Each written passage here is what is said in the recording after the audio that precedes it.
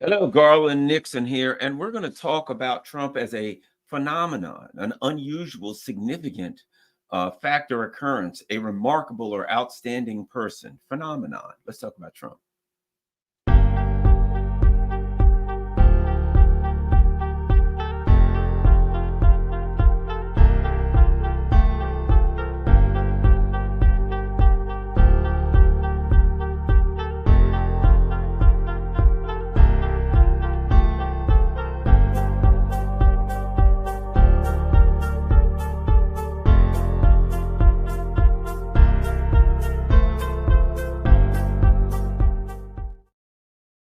Good morning, Garland Nixon here, and today we're going to talk about old Trumpy, a very, very interesting phenomenon. So let me start off with this. For those of people that know me, know I love to read, that I'm OCD, I'm extremely curious, and that when I get on something, when I start thinking about something, when I start finding something interesting, I got to know everything about it. So here's what we got. My favorite movie, probably close to it. I got to say, for as much as I love an intellectual movie that makes me think, I've also got it's interesting. Everybody that knows me, my daughter tells me this all the time. I'm extremes. I'm extremes. That's me. I'm both extremes, right? I am extreme when it comes to example, two of my favorite movies. One, Predator. Predator, right? The original Predator. And we're just, Arnold Schwarzenegger and these, knucklehead guys are running through the forest firing weapons for no apparent reason, and some space creatures after them. Love it. Aliens, the second of it. I love those kind of movies, right? But I also love the Matrix, so I can get into this deep philosophical kind of mode. I love zombie movies, so I can get into the philosophical concept of society breaking down and how people act when there's no rules, and a band of survivors wandering through the apocalyptic, burnt out cities as their true enemies are other humans trying to survive rather than the zombies. Oh, it's great, right? So I like all. Well, anyway, so I say all that to go to the Matrix, right? So let me tell you how OCD I am. Let me show you three things. The Matrix, blah blah blah blah blah. You know what this is? Boom. This is what you want to have if you're in the Matrix, right? This is everything. This is the what do you call it? Where it's all the words. I had to go to New York City to get this, right? Okay, so this is the movie.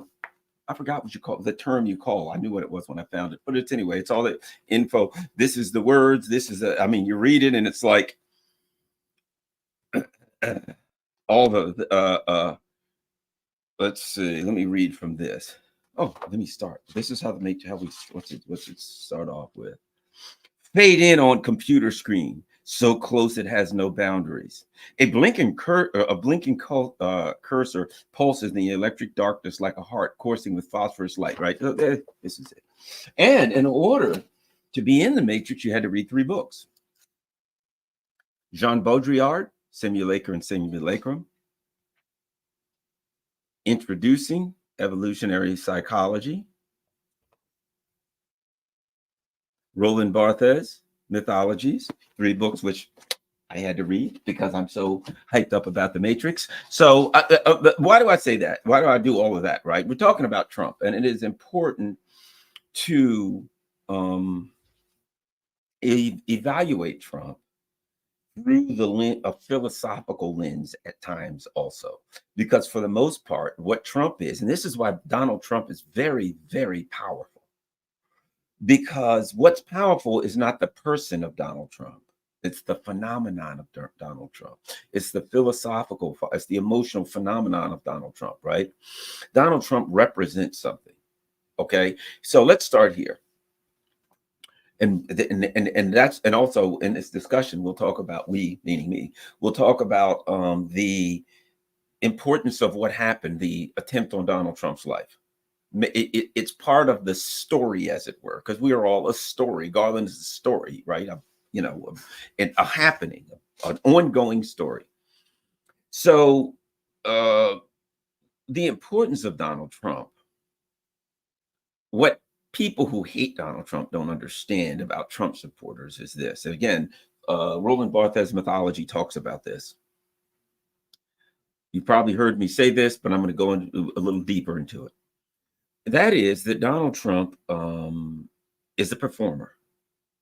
And that's one of the reasons he's so successful. Donald Trump is in the Hall of Fame for the wrestling, right? He gets something. Roland Barthes talks about, or Barthes, I don't know how the hell to pronounce it. Who knows? He's French. Doesn't matter. People who watch, and I'm sorry if you heard this little beginning part, people who watch wrestling, for the most part, they understand that the bad guy ain't a bad guy, that the good guy ain't a good guy, that they're actors, right? And they're good actors, and they go out and they do the bad guy thing. I'm going to get you, brother, or the good guy thing. I'm going to beat you. I'm going to win, blah, blah, blah. Okay. That the champion ain't really a champion, that it's all, people know that. But they can get the feelings. They can get the dopamine rush they get of supporting the good guy and seeing the good guy win over the bad guy. They can get the same joy, the same physical pleasure, which is release of hormones, right? The good feeling that they can get as though it were a good guy and a bad guy. I mean, if you think about it, think about this. I watch wrestling. Oh, it's fake. It's phony. I know that we know it's not real. We know that's not really a bad guy. That's not really a good guy. And they're not really slamming each other and jumping off the top ropes and coming down with a 280-pound guy's elbow on on a guy's throat. It would kill him. We know that, right? But in reality, what's the difference between that and watching The Matrix, watching The Godfather, watching On the Waterfront? We know it's not real. We know that the guy that got shot at the beginning of the movie really didn't get shot. We know that the gun had blanks in it. There is no difference. We're doing the same thing. When we watch the werewolf movie, I like werewolf movies. I'm old school, man. Werewolves, zombies, and vampires. That's what I'm trying to enjoy, right? And aliens. But I know that ain't a real werewolf. I know that's a guy in a freaking suit, right? What's the difference? But I get the same fear. I'm sitting there and somebody's looking around the corner, and I know, that there's a werewolf around the corner, and I'm on the edge of my chair. Oh my God, is the werewolf going to eat her? Right? Going to slash somebody. I know the werewolf ain't slashing anybody. I know it ain't a werewolf. It's a dude in a friggin' suit, or maybe it's CGI. I know it. So while those of us who consider ourselves a little more advanced, socially advanced than the poor little schmuck, the little nobody who the working poor, right, who enjoys, or the teenagers or the kids who enjoy wrestling, we consider ourselves more socially advanced than they do. We're fooling ourselves, right? We're fooling ourselves. We know good and darn well that every movie we watch is fake, but we enjoy it because we get the feelings as though it were true. And the people who watch wrestling are a little closer to reality than we are, because their fake fight is less realistic and more exaggerated. So it's obviously a fake fight, where what we see is more realistic. The guy got shot 12 times. Nobody got shot 12 times. It's a movie. Hopefully, of course, we'll have that issue with Alec Baldwin, but we won't talk about that, right? So in reality, the person that we down for being a lowbrow person for watching championship wrestling is closer to reality, because what they're seeing really is fake.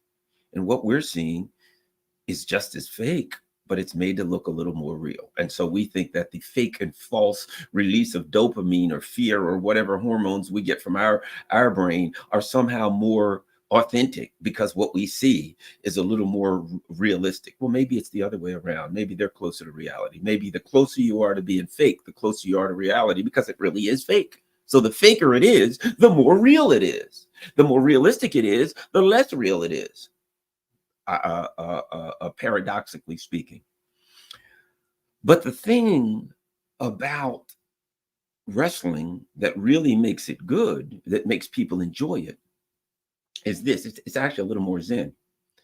When you watch a movie, you're enjoying the movie, but who's the killer? Is the killer going to get caught? Is this going to happen? Is that going to happen? Is this person going to eventually get eaten? You're always looking at the future. Somebody going to get eaten by the vampire. We're going to find out who the werewolf really is. Is it Mr. Smith? Is it Reverend Jones and the little preacher in the town? Who in this town is the werewolf that comes out once a month when in a full moon and mangles people? It's somebody, but we just can't figure out who it is, right?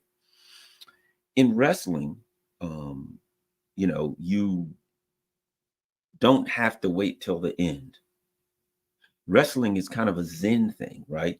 What do you get? What do the wrestler gets joy from? Now, this is Trump. This is what people who don't understand the how people just love Trump and why they just they just get so excited about him. In wrestling, the joy is when you're watching the pre-match show and they come out with the big production and they got lights and the guy has a cape and he's got a hot babe with him, the hottest of hot babes with him. And he's got a cape and they play light and all that. You get joy from watching that.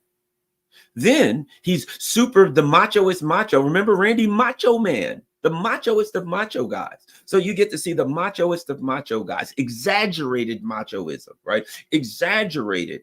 And he's got the hottest babe you've ever seen, and she's half dressed, and she's got the blonde and sunglasses and whatever, right? So he's exaggeratedly manly with the prettiest girl, the biggest muscles. He's a steroid monster. All of these things, you get an exaggerated macho guy with the exaggerated hot babe and the exaggerated flares and all these things going on. And then he gives you an exaggeration of how he's going to beat and tear his other guy apart. He ain't going to really hurt him at all. They're the best of friends. They're going to have dinner afterwards, right?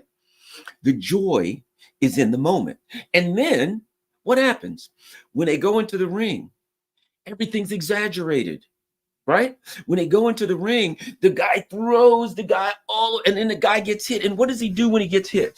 If you get hit in real life, bam, shoot, ouch. When a guy gets hit in a wrestling match, bam, he goes, oh, and he grabs his back and he falls back and he kicks and he exaggeratedly reacts. And sometimes the guy that just hit him looks at the crowd and goes like this, and the crowd, right? Or, everything's exaggerated, over the top reactions to pain. And then think about the hits. If you watch a movie, the hits like this, and the guy goes down, right? You ever see these movies where, like Maxwell Smart, right? I used to love Get Smart. And this is how he knocked out a chaos agent. Boom. You just give him a karate chop about this. Boom. And the agent, whoa, he's out, right? That wasn't exaggerated. And it wasn't any less more realistic than wrestling. Or you watch a movie and some woman that's 5'4", 108 pounds hits a guy with a smite kick and he flies across the room and he's out, right? That's exaggerated, but it is less, it is every bit as exaggerated as wrestling.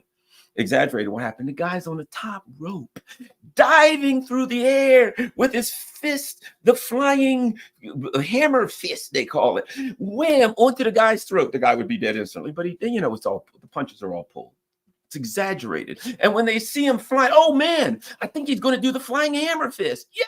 That's his signature move. All right, we go. Because you watch that because sooner or later that flying hammer fist is coming. Elbow, whatever the hell. Wham, he comes down, hits the guy, and the crowd goes nuts, right? It's exaggerated, the whole thing. But they're in the minute. They're not waiting for the end. They're enjoying this. Oh, look, he's going to get punched. And then what eventually happens? At some point, the good guy who is going to win gets hit and he goes down. Right? It's Billy Budd, you know what I mean? It's Jesus. It's the Matrix, where Neo has to go down, right? It's that allegory where the good guy faces all these bad things. It's Superman, and they have good old whatever that green stuff that makes him, I forgot what it's called, right, from his planet that makes him weak, and he's beaten he's strong, and somebody finds that stuff and they hit him, put that on him, and Superman goes down and you think he's never going to make it, but at some point he's back up and and he wins. It's Thor. You ever see the movie Thor where they take his hammer and the robot slaps him and he's laying down and you're like, oh my God, Thor's gone. And the movie's only 20 minutes old. Hey, wait a minute. I've been ahead. We got more time here. What's going to happen? And eventually, he's laying there, and then you see his father, whoever shall hold the hammer of Thor, blah, blah, blah. And the hammer flies to him. He grabs the hammer. Lightning strikes. He comes up, and he kicks ass and takes names, right? The hero in a wrestling match, you've got that Jesus allegory. At some point, the guy that's going to win, the champion, goes down hard, but he gets back up again. And that's when he makes his move and wins, right? That's wrestling. It's over the course of things. They use the Jesus allegory, right? He goes down, the matrix, whatever. Our hero goes down. He overcomes it. People know there's a guy who did, I can't think of the guy's name, who did a lot of work on this, on the myths, the hero, the myth of the hero. I can't think of his name. A lot of people will remember it, right? Bottom line. Okay. So that is when people like, we're seeing people in the matrix. They're caught in the matrix. They're caught in an unreality. They're being held down by this computer techno kind of a techno oppressor, the computer, right? This techno oppressor is holding them down. And what happens? The hero eventually fights against the techno oppressor, which is extremely powerful. The techno oppressor fills the hero full of holes. He goes down, he gets up, and he can see everything for what it is, and he wins, right? This is the story. Jesus goes down, he comes back after 3 days, blah, blah, blah. That's the myth that, and I'm not saying myth in true or untrue. I'm saying myth as it's a story. It is a allegorical kind of story. It is a, fable would be another word we use, something that we see as a story that can be repeated over and over and over, right? So what the non-Trumpers, the people that hate Trump, don't understand about Trump supporters is this. Number one, they're in the moment. They're enjoying Trump today. They love the Trump rally. The Trump rally is WWF. In the Trump rally, Trump comes out and there's the guy. And Trump, even his wife's an attractive woman. What's he got? He did what the wrestlers have, right? You see the wrestler. There's Randy Savage, Macho Man, or whoever. Sometimes their manager is a woman and they're the hottest babes. What does Trump have? A tall, beautiful model wife, right? Okay. She's a archetype, as one would be say, right? One may say, right? So when Trump comes out, people who are that don't understand the phenomenon are like, what are they believe Trump, he's a liar. Is it a lot of these people who are Trump supporters, the long time Trump supporters, they see Trump as something that, man, they can feel good about in a situation where they feel really bad. I mean, starting here, the country's going straight to hell. Look at the economy, gone. You can't recover. People intuitively understand that this system that we're in, the economic system that we're in, right? The imperialist, I'll use that word, the foreign policy system that we have is doomed. People can see it and feel it. It's going down in a big hurry. Even people that don't want to admit it. America's great. America's wonderful. We're the best system ever, ever, ever. But they can feel it intuitively that it's going to hell. Make America great again is to try to bring that back, to try to get back to the day once when we felt good about the system, right? That's where the Trump supporters are. And they're in the moment. So when they watch a Trump rally, the whole time, the liberals are like, doing the techno thing. Technically speaking, what Trump just said was false or true. We gotta, in real time, debunk Trump. It's about true or false or true, right? I remember one time I was at a dinner party at, you might have, Harriet Fulbright. I used to know Harriet Fulbright. She was a very nice lady, former Senator Fulbright's wife. She lived in DC. And I was at a party at her house, and there was a bunch of people there that were, your classic upper crust liberals. And one of them was saying, Garland, if we just give them the facts, then we'll win. And I thought to myself, oh yeah, no wonder you're losing. No wonder you're losing, because you think just give them the facts, we'll win. Number one, the history of the US government is that it lies to people constantly, and that it has to lie to its citizens in order to get them to go along with a foreign policy that is not in their best interest. So how can you at the same time maintain the necessity of lying to your citizens so they'll go along with a foreign policy and a domestic policy that is which are inextricably linked, that is not in their best interest, and at the same time think that you can come to them with the facts about something else? Whether they are facts or not, I don't know. But let's just say you were saying the facts. The fact of the matter is you're going to lie to them and say we're in South America to help the poor, or Africa to help the poor. And that's a lie. You're there to steal their resources. But yet you want to argue we got to give people the facts. I'm sorry. People know they're being had. They understand there's a certain group element in our society. There's a certain percentage of our society that will always understand that they're being lied to. So how are they going to trust you? You can't lie to them about one thing and then swear you're giving them the truth about something else. So there's this concept in liberalness that somehow they own the facts and they're going to give people the facts about things, and then they're going to give them Russiagate at the same time. I'm sorry. Ain't working. So what happens? So the people that come to, let me add this. Was it Voltaire who said any belief that is not founded in reason and logic will not be swayed by it? The people do not come to a Donald Trump rally for reason and logic. They come for the same reason that they come to championship wrestling. They come because it feels good and they get a dopamine release.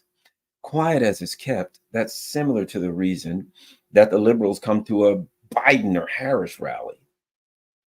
They get to feel superior. They get to feel that they're smarter than everybody else. They're the technical intellectual class. It's a different brand of getting a selfish feeling or getting a good feeling, but they're there to get a good feeling.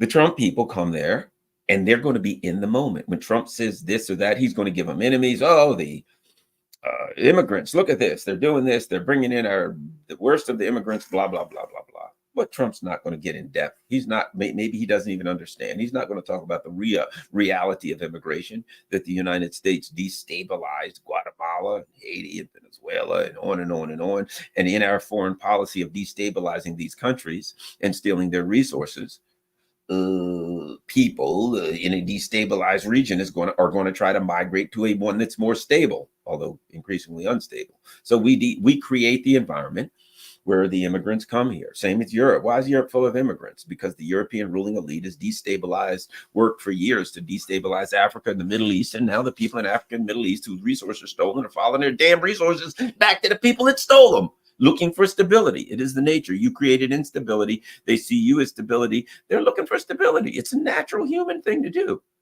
In the same way that tribes and hunter-gatherers oftentimes would follow the herds of bison or the seasons where they could pick things. They follow these things. They go along to survive. They wander along wherever they needed to in a nomadic way to survive. People do the same damn thing. That's all this immigration thing is. Nomads wandering to survive. It is the nature of human survival, and ain't nothing you're going to do to stop it, except stop screwing up their countries. But we can't do that because we're superior to everybody and blah, blah, blah.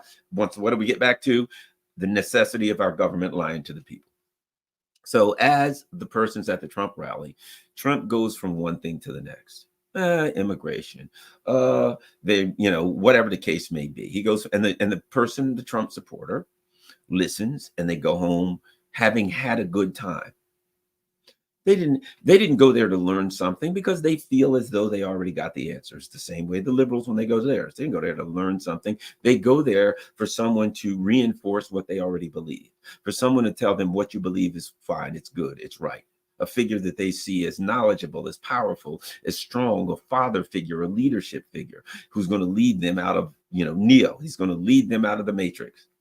That's what they see in Donald Trump. And Donald Trump, a guy who understands WWF, understands that the importance of Donald Trump is not necessarily his policies. It's what he says his policies are. And it is the foundation of Trump is his rallies. See, that's what people don't get. His rallies, his speeches, that's the foundation of Trump. People get a good feeling, what have you. Now, add this. What Donald Trump intuitively kind of understands is what people don't like, is what they're unhappy about. He actually connects with these people. He has, oddly enough, a guy who I would argue probably is not the most empathetic person in the world, but he has what's termed strategic empathy. I could be wrong, but it seems like that to me, because that's my view of politicians. And that's not a denigration of Donald Trump. This is just an evaluation of it, why he's successful and why people are following him. What is strategic empathy? I don't have to feel if what is an example is, you go to law school and you do these mock court hearings, courts, right? And what happens? The prosecutor has to try to figure out what the defense team's going to do, how they're going to defend the case, and vice versa. That's strategic empathy. You don't agree with the other person, but necessarily you may or may not, but your main goal is to understand what they think, understand their motivations, what they want, how they're going to go about things, the angles they're going to take, how they see the world. That's strategic empathy. It doesn't matter. You can be at war with someone and still you want to exercise strategic empathy. Tell me about, let's figure out what this guy wants and what he doesn't want. Sometimes, ideally, that can lead to diplomacy, because strategic empathy, you can figure out what this guy wants and says, well, the guy doesn't really want, or this country doesn't really want to go to war. They just want to secure their water. And you go talk to them, you get a diplomatic resolution, because you understand this is not about them being angry at us or wanting to kill us. They just want to secure their water supply. Hey, I tell you what, let's make a deal. We secured it because we'll secure your water supply and we don't have to fight. And they're like, well, that's all we were worried about anyway, right? Okay.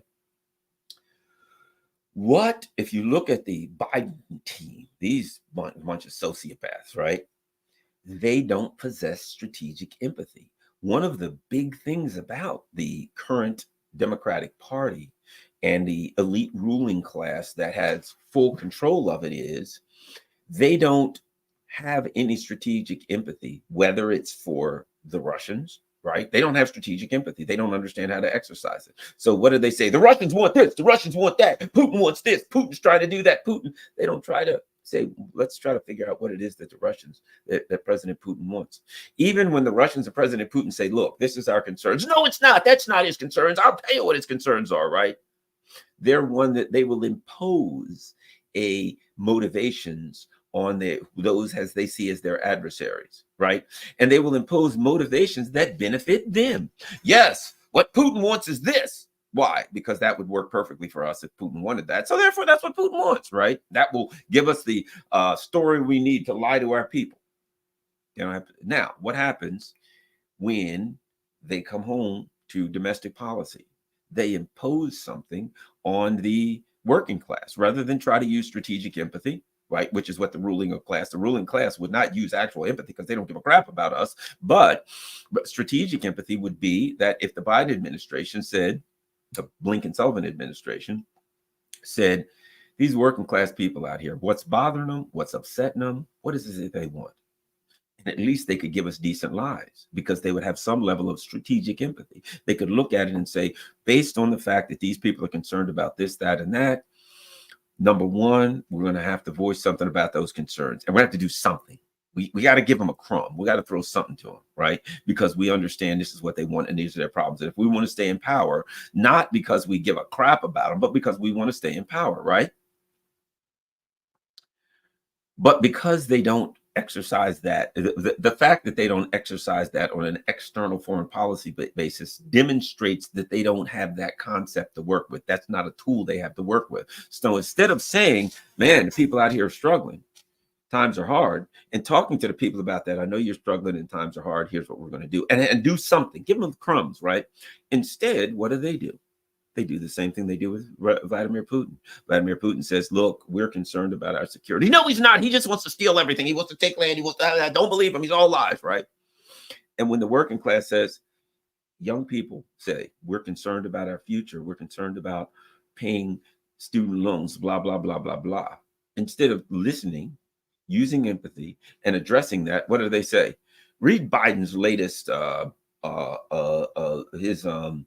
whoever wrote it, that letter that says he's not going to seek re-election. Everything's wonderful. The economy's great. Everything couldn't be better. I've done a fantastic job. I've done wonderful. The world is safer. Everybody, well, nobody in the world feels safer, and nobody out here feels like the economy's better except the wealthy. But he doesn't have the strategic empathy. That whoever wrote that letter doesn't utilize enough strategic empathy to understand how his audience thinks, what's bothering them, what they want. They impose a narrative on the people they're talking to. They impose motives on the people that they're talking to. They impose thoughts and beliefs on the people that they're talking to. And they simply say, shut up Everything's wonderful. And then there's articles come out like, why don't the people understand how good things are? Not why don't we listen to them and figure out how they feel? It's what's wrong with these idiots out here? My God, the economy's never been better. Look at these numbers we presented. And they're walking around complaining about inflation. My God, they're aggravating me, right? A lack of strategic empathy. What does Donald Trump do? So you have this picture of the liberal class telling them, gaslighting people, telling them everything's okay. What does Donald Trump do? He comes and utilizes strategic empathy, notwithstanding whether or not he will act on his policies. That's a whole nother thing. But my point being this, Donald Trump's going to say, you hear his speech? What's he going to say? Times are hard. Rent's too high. Did you hear Biden say that? You hear the Biden team say that? People can't afford to live. He literally said people can't afford to live. Groceries are too high. People got it tough. What now think about this. The working class out there who listens to two politicians and they're struggling and they can't afford to live and the rent's too high. And one of them says, man, this economy's going great. We've done a fantastic job. Everything's just wonderful. And the other one says, the rent's too high. You can't afford to live. This is ridiculous. Inflation's too high. We need to do something about this. Who are they going to support? Who are they going to support ultimately? The one that understands what it is bugging them. Now, Trump does some very devious things, such as, and he probably actually does believe it, when it comes to demonizing the immigrants and stuff like that. Okay, that's old school politics. That's one of the old school things to do. Give people an enemy. Now, what's the difference between him demonizing immigrants? Your problem is immigrants. They're all doing bad. And the Democrats demonizing Putin or China or whatever the hell. Putin's your evil enemy. Why, he's the one you got to be scared of, right? It's demonizing somebody who doesn't deserve to be demonized, but is in fact demonized for your own machinations. You demonize some other individual force, group of individuals in order to get what you want, in order to frighten or upset or scare the people or distract them from their problems that you probably caused. So for them to get upset about Trump demonizing immigrants, it's the pot calling the kettle black, as we say here in the US, right? It's just that he's just using a different, with you, it's Putin. With him, it's immigrants. The ruling elite are always going to point to someone outside of the country who's your problem. They're not going to talk about the policies of the country that created or caused those problems. Any problems with Putin, if you really look into Russia, they want peace. They want security on their border, and the U.S. empire don't want to give it to them. They want the opposite. But we can't have that discussion because that would be an intellectual discussion, and that would involve strategic empathy for the Russians, and that can't be done in liberal land. Now, listen to Trump. Listen to Trump. Talk about Putin. Talk about Xi. Talk about North Korea and their leader, right? And in the world of the neocon, the technocrat neocon, it's all heroes and enemies, heroes and villains, heroes and villains, heroes and villains. And in order to manipulate you into their ultimate means, they have to completely demonize the leader of a country. This is the game. Assad, Putin, Maduro, you name it. You demonize the leader of that country. Then you create a dynamic where you're the hero and you're going to save the world from this evil demon. And you can actually save the people in that country from the evil demonic leader. You leave out the fact that the people in the country love that leader. So we've got to save the Russians from Putin, the Syrians from Assad, the Venezuelans from Maduro. We've got to save the people. That's how good we are. We're going to these countries to save the people from this country, from that, right? Okay. That's complicated and technocratic bull crap. Trump's more straightforward. What's Trump say? Putin's tough. The guy from Kim Jong-un, whatever the hell, he's tough. Gee, these people are tough hombres, right? He'll use that. They're tough hombres. And people feel like somebody's telling them the truth. First of all, the liberals have set that up by saying they're evil demons. What does that sound like? Man, these guys are tough. Tough. Watch a movie. And what do you see with the bad guy? He's always tough. Lex Luthor is not to be trifled with, right? Watch a championship wrestling. The Iron Sheiks, whoever's the bad guy, right? The bad guy's tough. For half of that wrestling match, he beats the hell out of the hero. He beats the crap out of him. He gets him down and almost wins. Almost. But somehow the hero pulls it out in the end, right? Somehow the good guy pulls it out in the end. But what does that tell you, man? The bad guy. Look at Aliens. Look at Predator. The bad guy or the bad alien is tough as hell. He's almost unbeatable. Almost the alien. Come on, you got to respect the predators, man. I love the predators. They're some badass dudes, right? The alien, hey, he's beyond evil. The alien is not even doesn't even have morals. He's just a biological killing machine. His business is killing, as they say, and business is good. So he's a tough hombre, isn't he? So you've already set the liberals, intelligentsia, have set the table for Trump. And all he's doing is eating the food. Putin, gee, blah, blah, blah. They're bad, tough dudes. And what does Donald Trump say? No, he doesn't say, no, they're not tough dudes. He plays off of it, right? The predator is tough. What do you get from Arnold when he defeats the predator, right? Man, that predator is tough. He's got technology. He's bigger than you. He's stronger. He's tough. How are you gonna? Man, you'll never defeat this guy. And what does Trump? What does Arnold do? He defeats the predator, right? And afterwards, you're like, man, that Arnold's a bad dude. He defeated a predator, a guy who's undefeatable, but he defeated him. But to some extent, what you'll see is that the hero respects his opponent, right? He respects his opponent. He respects his adversary. He's a bad dude. What do you think about that dude? He's a bad dude right there. He ain't going to be, this is going to be a fight. I don't know if I'm going to get out of this one, but my opponent's a bad dude. He's badass. And when you set that up, that my opponent is badass, and you defeat him, guess what? That means you're even better, ain't it? So they set the table for Trump. Hey, Putin, Xi, and Kim Jong-un are evil, terrible, unthinkably evil, right? And Trump says, yeah, you're right. There's some badass dudes, man. These dudes, man, they're coming in throwing punches, bolos, haymakers, right? But I'm a tough dude, too. So when I sit down, they're going to respect me. These lily-livered, pencil-neck geeks. Tony Blinken, wrinkly-suited piece of shit. Let me tell you something. Putin, Xi, Kim Jong-un, you think they respect this guy? They chew this guy up. They would use this guy for Jake Sullivan. They would use Jake Sullivan for a toothpick to pick their teeth after they ate Blinken. They laugh at this guy. These people are humiliations, walking in here with their pocket protectors on, thinking that they're going to use some kind of a logical incantation to mesmerize Putin and Xi, and they'll just do, no way, that ain't the way it works. You got to be tough, and if you're tough, they'll respect you. And then you sit down and you say, I'm tough, you're tough, we're all tough, let's work out a deal. And they say, all right, they respect me, you respect me, I respect you, we're all tough. And you know what the people out there in the audience look at it and say, yeah, I can work with that. I can work with that. It sounds better to them, because if you say Putin's evil, they're terrible, Kim Jong-un, oh my gosh, they're a threat, Xi is a threat, they're all threats. It implies fear, doesn't it? It implies that you're afraid of them. They're threats. I'm afraid of them. They're going to come get us. Oh no, we got to do something to save ourselves. Run for the hills, right? That's the image that they create in people's minds. We're afraid of Putin. We're scared to death of North Korea. My God, don't even get me started on China. They're going to eat us alive. Oh my God, we're going to have to fight and defend ourselves. It's going to be tough. And Trump's like, nah, they're tough, but we're just as tough. So here's what I'm going to do. I'm going to sit down with these bad hombres, bring them all in a room together and say, man, you guys some badasses. They're going to say, yeah, we sure are. And so am I.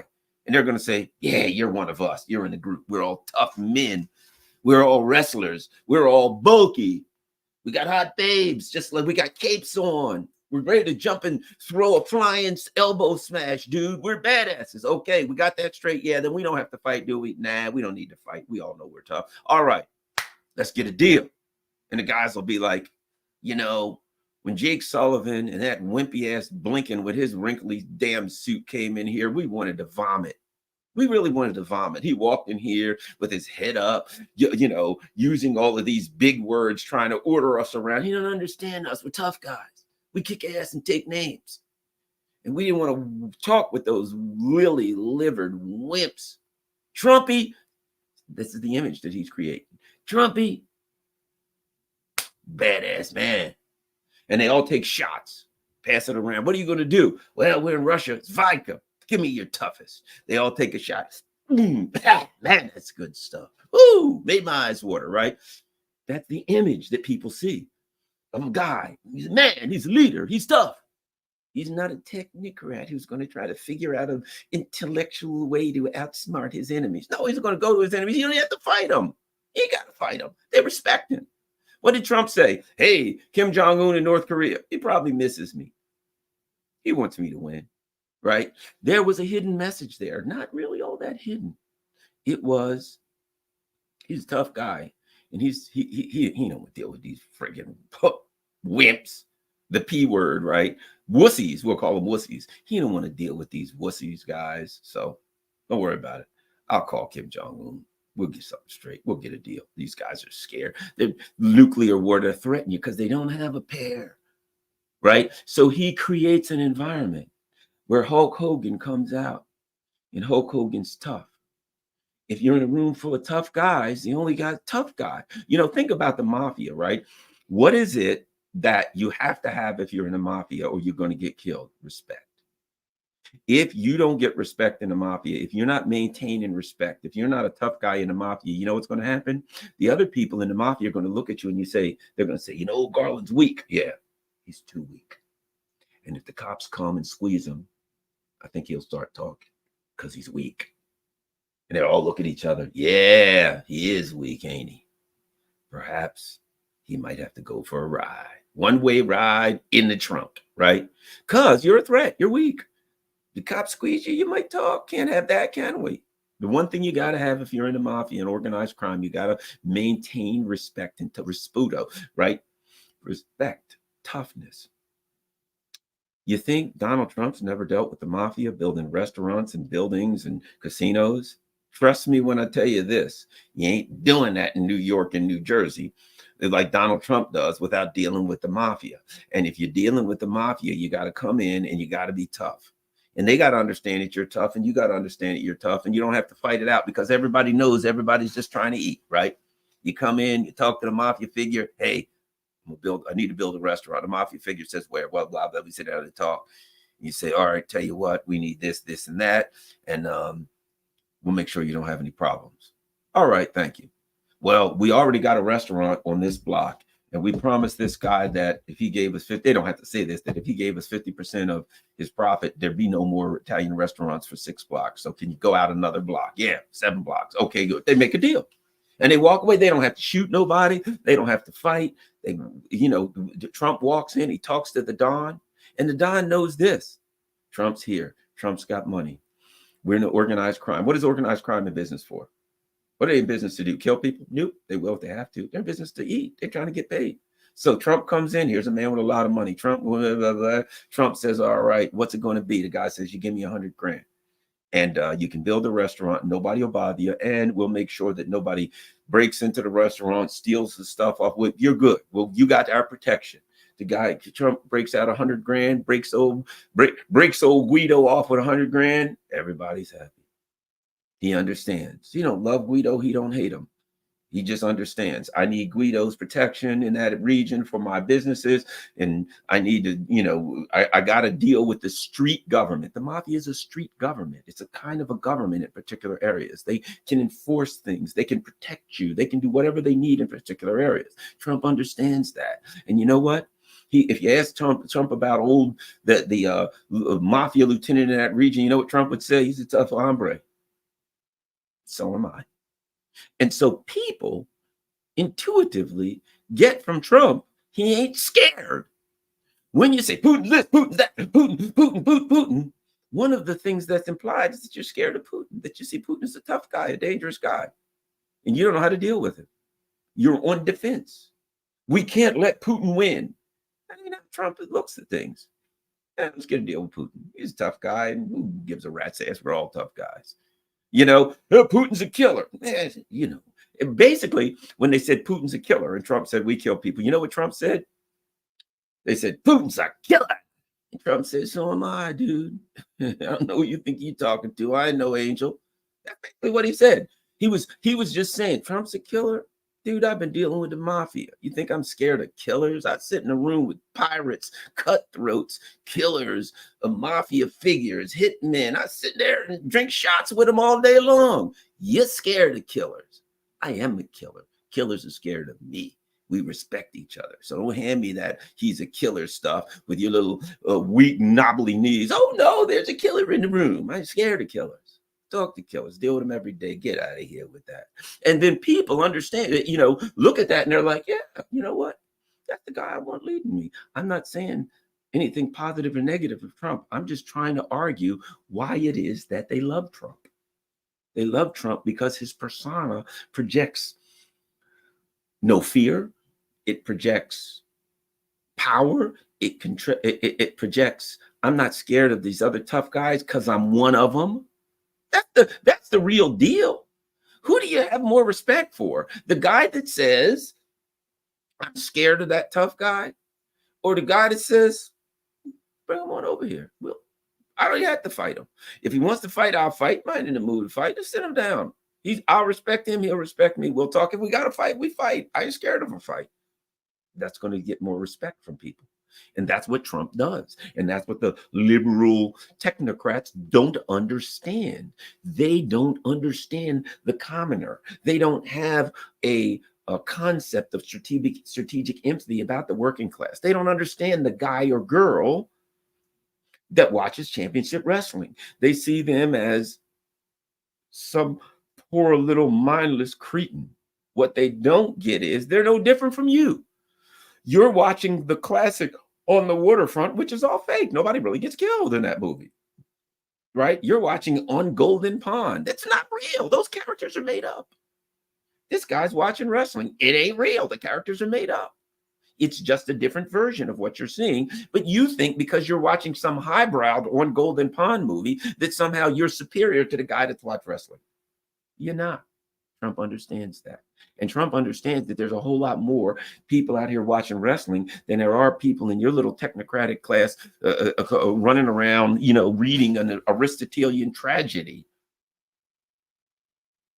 So bottom line is, the guys in an Aristotelian tragedy, what they have on, they had a mask back then, right? They understood these are actors. Trump gets that. So he understands that he's also an actor. And he has a part in this, and he understands how to play his part. I'm not judging. I'm saying he understands. What I'm saying is that's why he is effective, and that's why the liberals don't understand him. And that's why they play right into his hand, because oftentimes the things that they attack him for are the things that his supporters like the most. Right now, there's some of these rappers are starting to really like Trump. Why is that? Well, think about it. He played a tough guy. Listen to a rap hip hop song. They're always playing the tough guy, right? Think about it. The liberals have charged him with everything. What about the rappers? Yeah, I caught a couple charges. Think about this now. They shot Trump.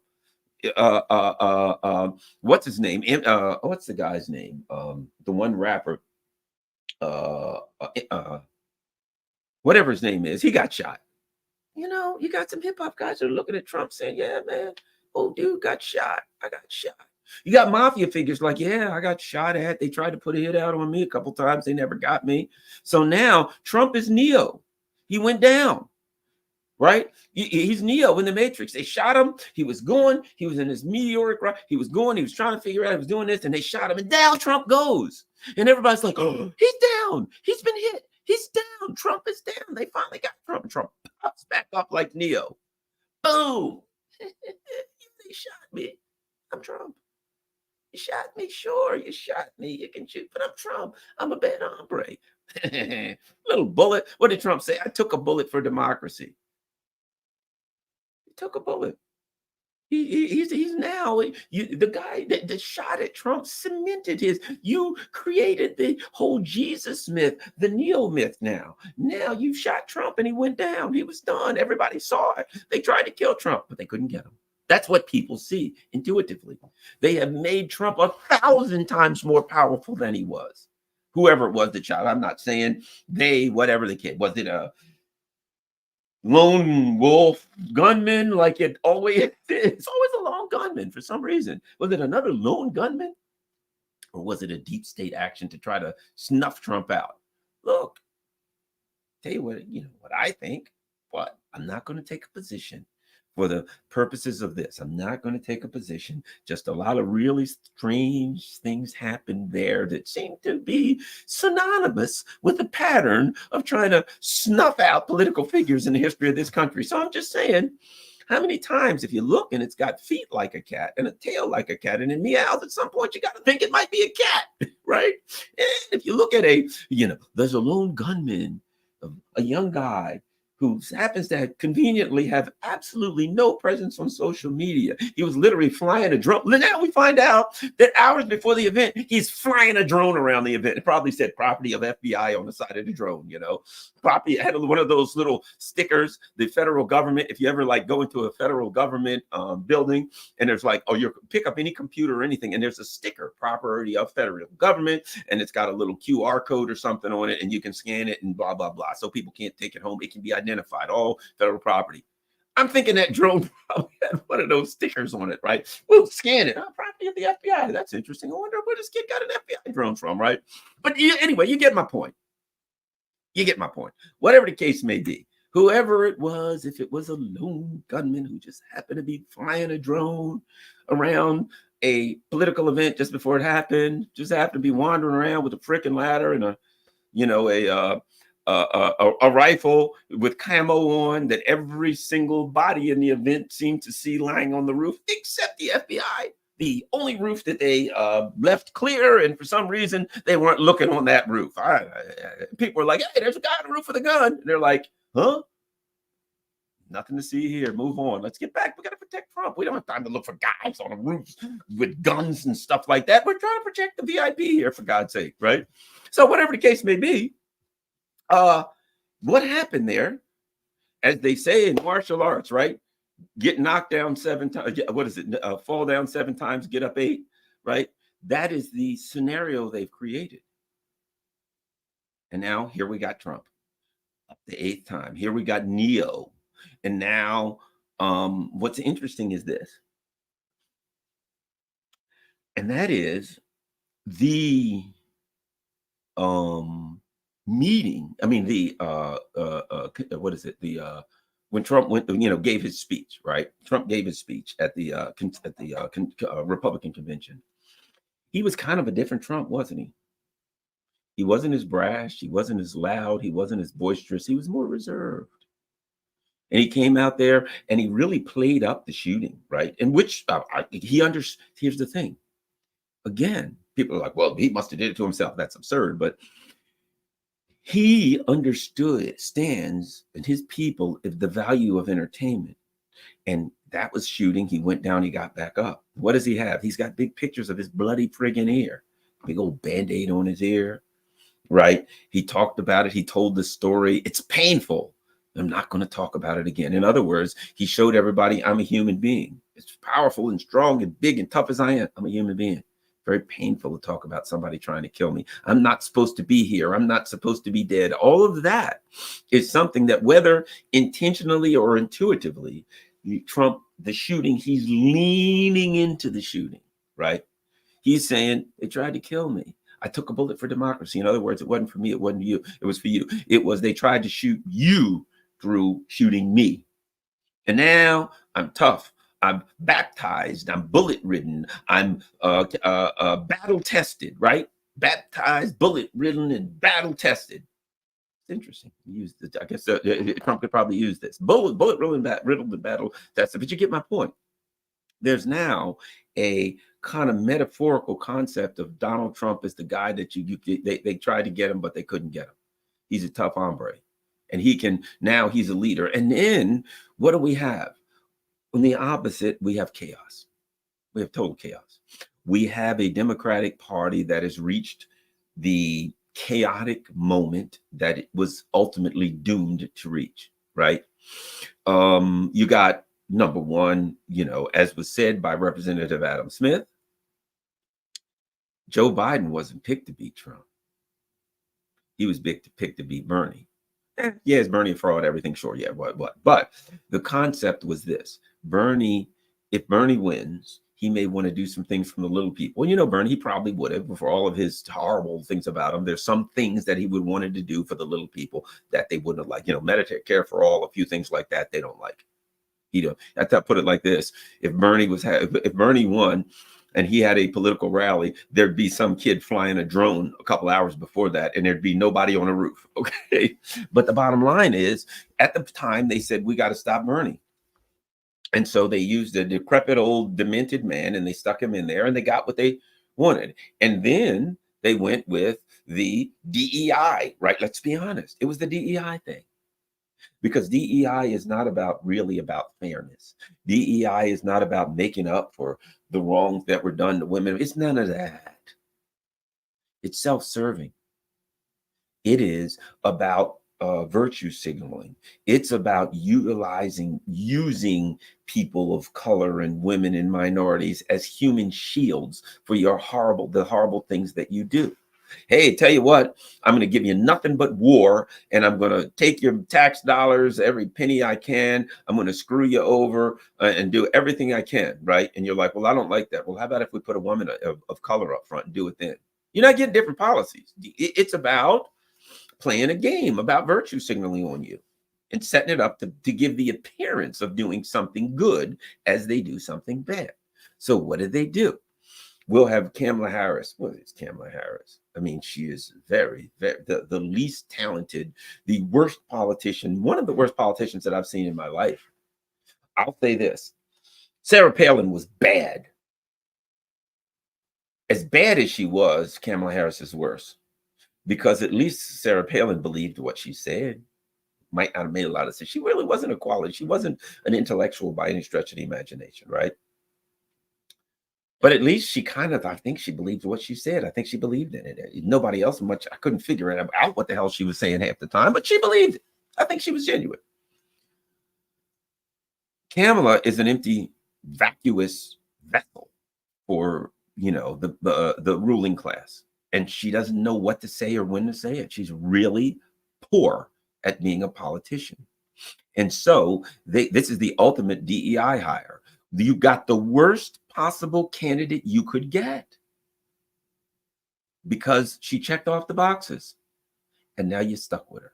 You know what it's like? I said this on Galloway. It's like a Disney movie. They make these Disney movies now, right? And they have 3 diverse females who are superheroes.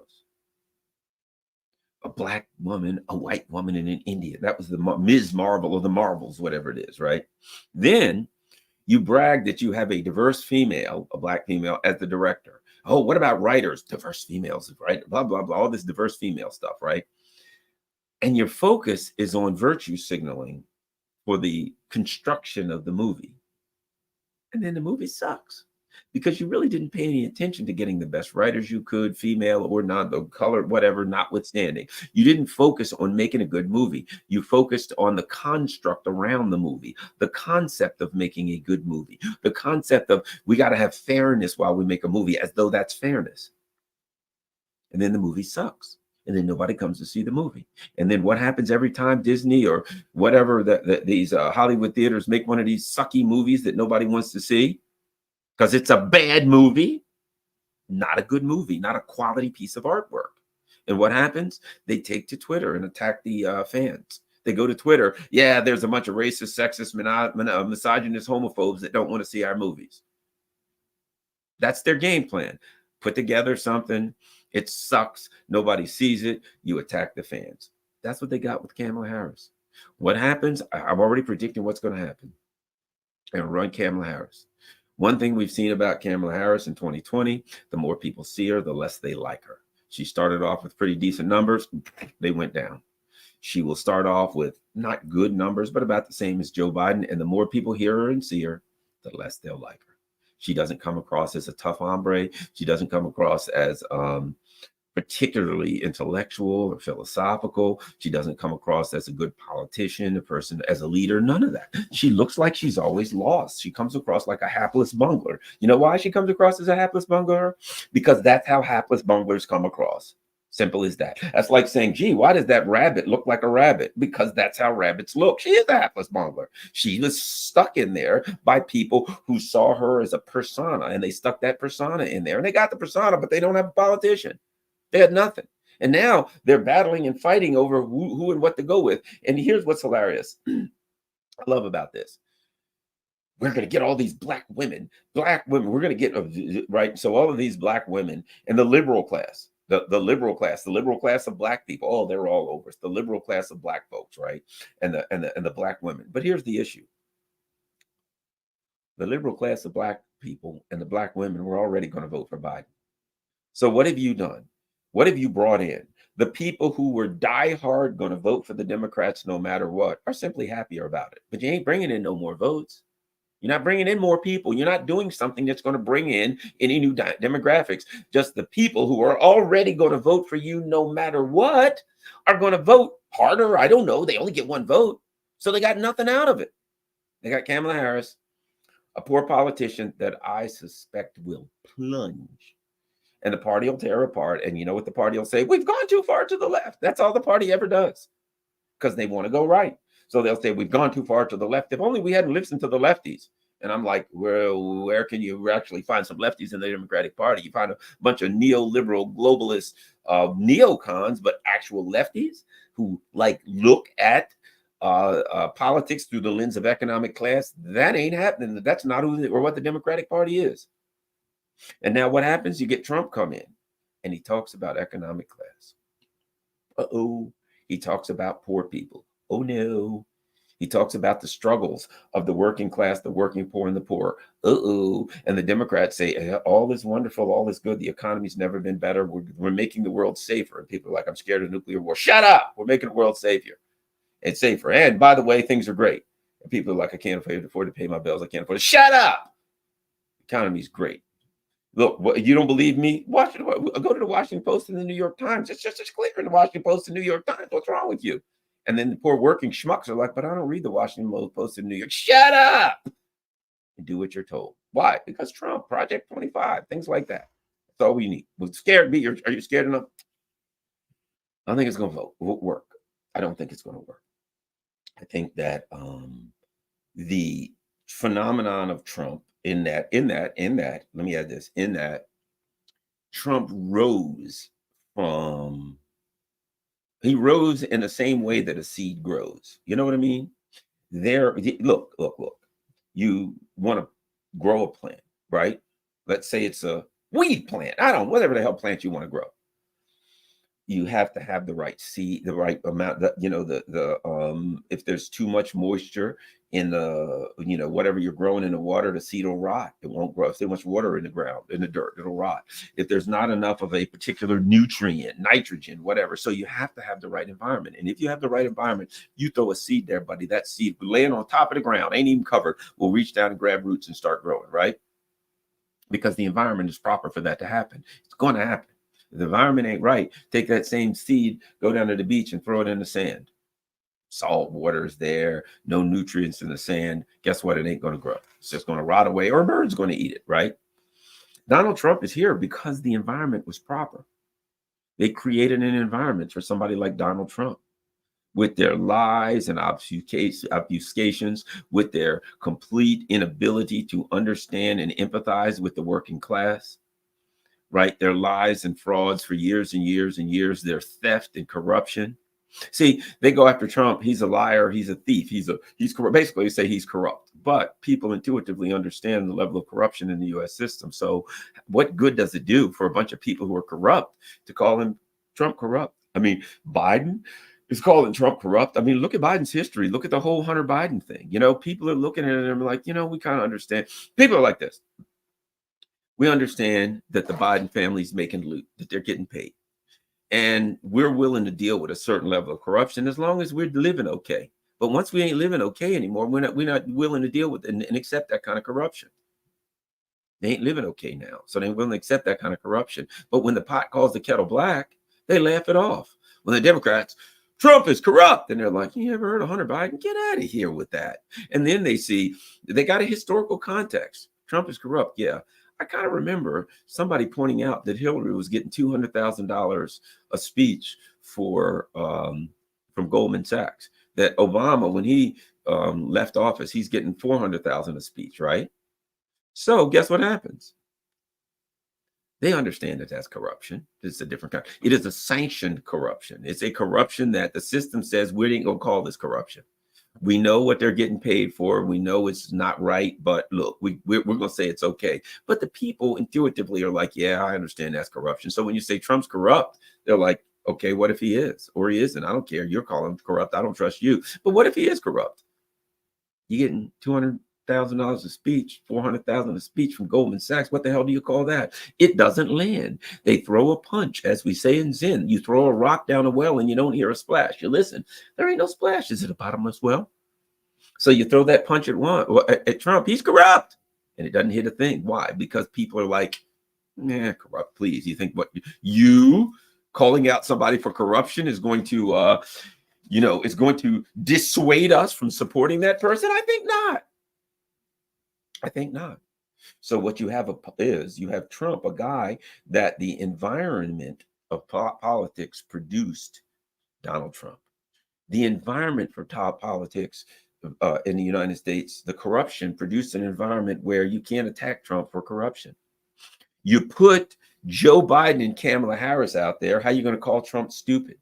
How are you going to call him incompetent? How are you going to say he doesn't understand things? Joe Biden, really? Really? Do you think he's more incompetent than Joe? And you put them side by side, and Trump's like, I don't understand what the hell these guys saying. And I don't think he does either. And everybody's watching it. At the time when Trump said that, I'm like, yeah, I kind of feel the same. What did he just say? He's like, and everybody's like, the Democrats are like, yeah, what did he say? And everybody's like, what did he say? And Trump's like, what did he say? And we're all like, yeah, Trump kind of said what I was thinking there. The man's mumbling incoherently. That's gibberish. The president is speaking in gibberish. And now they bring in Kamala Harris, another person who, let's face it, I don't think she's going to connect well with the working class or any class. And what are they saying? Where are they starting? We've got to support her. I'm not sure if they're saying she's a black woman, because look at her. She's a black woman. She's mixed to hell, whatever, which is fine, great. I don't care, but let's not call her a black woman, right? Because she's got her father's Jamaican or something, and that makes her a black woman. She's all mixed up. It is what it is. Who cares? First of all, I wouldn't care if she was a Martian woman, if she was able to get us out of this friggin' mess, but she can't. And so they're going to say she's a black woman. And people are going to say, what's wrong with you, Garland? You won't support a black woman? And I'm like, and again, I bring this up. Well,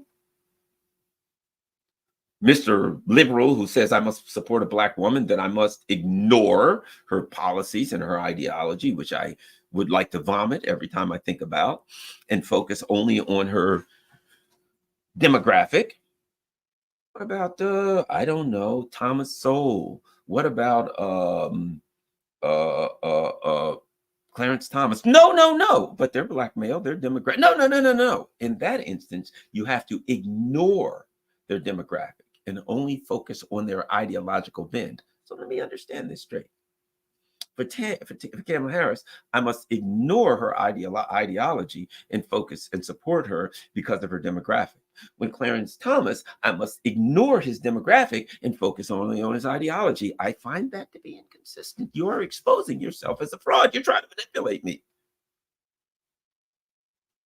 Okay? So the bottom line is, again, we get back to a point where Trump seems, let's use a street word, he's real. Keep it real. Trump seems real. Like him, don't like him. He seems real. I am a lefty.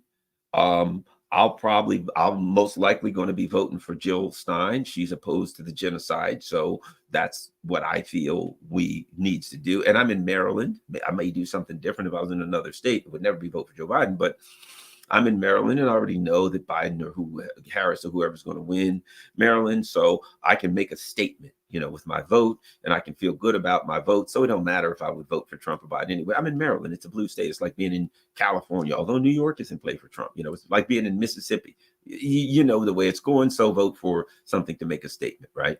So Jill Stein, hopefully third parties will get more votes, things of that nature. But And people are like, well, she's not, she's got problems. Sure, she does. But I'm making a statement for third party. And she's opposed to the genocide in Gaza. And that's a critical issue to me. I would at least vote for somebody who says, I don't want to do genocide. Although I suspect that by the time we get to November, by the time we get to January 20th with a new likely president, that by that at that point, the Ukraine conflict and the Israeli conflict are going to look very different. I don't know how, but they're going to look very different than they do now. And in fact, I suspect that Ukraine's military will be, and political situation will have fallen apart by then. Will have really fallen apart. Will have collapsed by then. But at any rate, so that's the bottom line, I think, of all of it. And that is, you know, in a roundabout way, I guess I was saying the people that support Trump are more comfortable getting something that makes them feel good, getting something that gives them excitement, getting a vision of a person who has some level of empathy and understands their plight, because he'll say it's too expensive to live instead of the economy's going great, that they can watch Trump and get some joy. I heard somebody recently who's not into politics at all mention Trump, and I said, what do you think about Trump? They said, well, you know, at least he's funny. I was like, really? Yeah, they said, I watch him because, you know, I get some laughs out of it. I guess to some people it's better than nothing, right? It's like, hey, at least he's funny. They don't even have any humor with them, and they're going to screw us over. So, you know, I'll do what I can. I'll get anything that I can get out of it. And the people that are watching Trump are like, he understands us a little better. And, you know, we get some fun, we get some joy, we get a good feeling out of it. And these people over here are just flipping, you know, they're just technocrats. They're just emotionless. Right, Biden his only emotion is anger, and we're dominant, we're right, and stupidity, you know, a lack of understanding of anything at this point. Kamala Harris, she's totally confused. She's not empathetic in any way, and she looks like she's just a person that wants to be president because then she'll be in charge and she'll be powerful, and that she won't know what the hell to do when she gets that power, which is very dangerous. So there we go. That's the best I can do. Thanks a lot, everybody. Let me look on here and see if there's super chats. There may be. I don't see any super chats. Oh, yeah, there's a couple there's one. All right, I'm going to go through the super chats and see what we find. Let's start here. Central Relaxo says, Americans always crave messianic saviors. People do. Human. That's a very human thing. You know, that's the Japanese thought Emperor Hirohito was a god. You know, it's fairly normal. Sparky, I'm not stepping down. Joe Biden. Okay, then we'll King George V you, the deep state probably. I understand that Nancy Pelosi basically said to him, we can do this the easy way or the hard way. Thank you, Lois. Or Lowe's. That's my understanding, that she gave him the old easy way or the hard way. Sparky, President Kamala might be able to use her Wallace Simpson levels talent in foreign policy, or is she to live out the rest of her days relegated to trailer hitch chrome removal? Sparky. U.S. politics, kayfabe plus soap opera level acting equals cheesy theatrics just for show, while agency rats enforce hegemony. Yeah. You know, people know what you're talking about here. Let us keep on going. Do we have any more super chats? Because I'm going to read them if we do. All right, let me check. How about we look on Rockfin? All right, on Rockfin.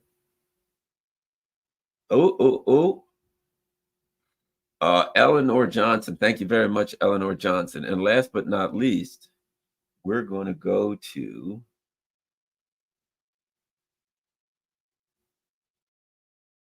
look over at Rumble for, oh man, a bunch of people. Sparky on Rumble.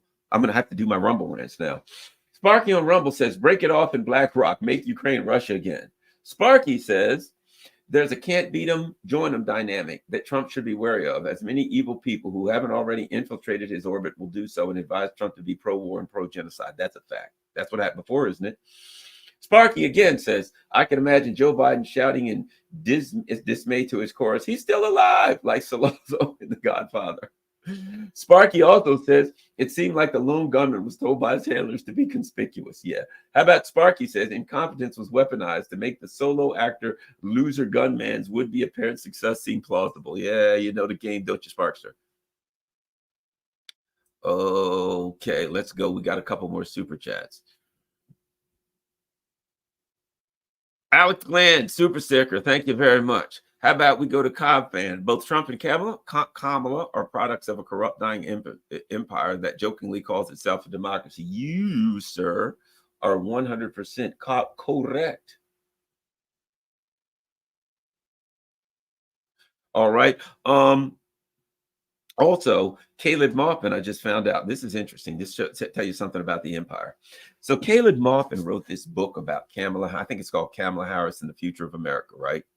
And it is to say, let's just say it's quite critical of Kamala Harris, right? Well, it's on Amazon. It was on Amazon Monday morning, right? So all this stuff comes out. Kamala, Pelosi, everybody supporting Kamala. Caleb goes to check. They took it down. They took it down. See, that's something that we can learn something from that, and that is that Kamala, that the Amazon, right, is supposed to be an individual corporation, but it's not, is it? It's part of the machine. Kamala's running. Amazon says, "Oh well, we can't have any negative books about Kamala Harris, can we?" Isn't that interesting? Let me ask you this: you think if there's any negative books about Trump, you think let's let me look at Amazon. Watch this. I'm going to do this. They took that down, right?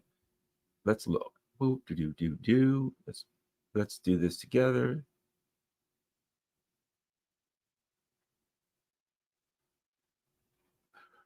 Let's search for Trump, Russia. Trump, Russia. House of Trump, House of Putin. The Mueller report. Collusion, secret meetings, dirty money. Luke Harding. The Trump Russia hustle. Dirty. An introduction to Trump, Russia. The Apprentice, right? Trump, Russia, and the subversion of American democracy. And there's a Trump t-shirt they're selling with a little Soviet Union thing interfered. Look at this. Book after book. Russians for Trump, right? There's a MAGA hat with Russia on it, right? Trump, Russia, Trump traitor, all of that, right?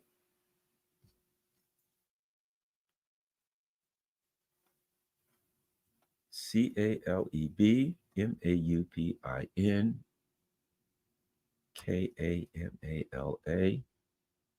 Kamala. Well, what do you know? Kamala. Let's look at the articles. The first but not last, Kamala Harris, right? So that's a positive. Shades of color, Kamala Harris, right? How about we say Caleb Maupin's book with Kamala is gone. Kamala. All the stuff about Kamala is good. Kamala Harris, Kamala Harris, Kamala Harris. Oh, look at this. They've got a Kamala Harris rainbow, all this wonderful Kamala Harris stuff. Isn't that interesting? So now when you go to Amazon, you can search for Trump and got all the Trump, Russia, Trump's a traitor, Trump's evil, Trump's bad, Trumpity, Trump. Search Kamala Harris. Oh, dear Kamala. Isn't she so sweet? The gay people love her. We've got a rainbow flag. Great. Kamala's great. I'm with her. All this stuff. And meanwhile, they make the argument that, yes, of course, these corporations can censor you because they're individual corporations, wholly and completely unrelated to the government. Isn't it interesting? So what Amazon is in the fight. Amazon is in the fight for Kamala. Within 24 hours after Kamala becoming the presumptive nominee, they take down books. Let me see something. Let's do this. Let's do this. I want to do this. Let's go to Google. Because we know that's deep state, right? Let's do a quick search from good old Googly. Google. Let's do this. Kamala Harris, Caleb Maupin, book. There we go. Look at this. Amazon.com. Caleb Harris and the Future of America. An essay in 3. Oh, what do you know? Let's click on that. See where it takes us. Sorry, we couldn't find that page. Try searching or go to Amazon's homepage. And they got puppies. Oh, come on. That's the cutest little puppy. Caleb Maupin's book. Now, one thing you'll notice if I go back, that it's red. I mean, that it's colored out. Why? Well, let's look at this. Kamala Harris and the Future of, so we can find it, the Abe books, Moby the Great, all of there's Caleb Maupin's, everywhere you turn around, there's Caleb Maupin's book. But the one place you can't find it, hey, let's look for the reviews. Sorry, we couldn't find that page. We can go to eBay and find it. Kamala Harris and the Future of America. There's the book on eBay. That book was on Amazon yesterday morning. But Trump is the one that's involved with election interference. Not Amazon, not Jeff Bezos. That's election interference. There are 2 candidates. One of them, if you search for his name, you'll find every evil, bad, terrible. Let's look. Let's do this. Let's just search Amazon. Let's just search Amazon, shall we? And let's just put Trump in there. Trump, and see what comes up. We got Trump stuff. How about Trump, BOOK? So there's some Trump stuff. So there's some good stuff about Trump. We got to be honest. There's good stuff about Trump, got it done, inside Trump's White House, etc. Okay, so there's some positive stuff about Trump. And then you go down to, there's the cult of Trump. There's some negative stuff about Trump too, but mostly positive. Confidence man, you know, so divider, you get some bad things about Trump, mostly good. Okay, but when you search for Kamala, you get all good. But what they did was they literally removed the bad stuff about Kamala. Got rid of it. You know, that's why I wanted to be fair. I wanted to say search Trump book and Kamala book. But when I searched for the bad, when I specifically searched for the bad stuff about Kamala, it ain't there. It's gone, removed yesterday. I literally went to it yesterday morning, and by yesterday evening, they had taken it down from Amazon. Oops, sorry, this page is gone. Doesn't exist anymore. Sorry about that. That is election interference. That's the machine. Understand what the machine's doing. And then you wonder why people are curious and think they tried to take a swipe at Trump from the deep state. Come on, the whole machine's against Trump. And I'm not even for Trump. I'm a lefty. I'm going to vote for Jill Stein, but I got to be unbiased and honest as best I can. All right. Thanks a lot, guys and girls. Sorry if I misgendered anybody, but I only really got 2. How about let's go with both Trump and Kamala Parks. Okay, we already did that. And let me one more look at Rockfin.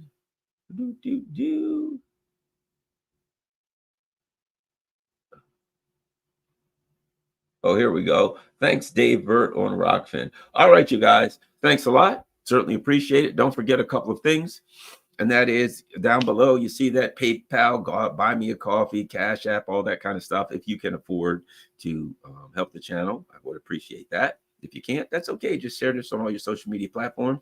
Also, follow me on Rumble in case they toss me off of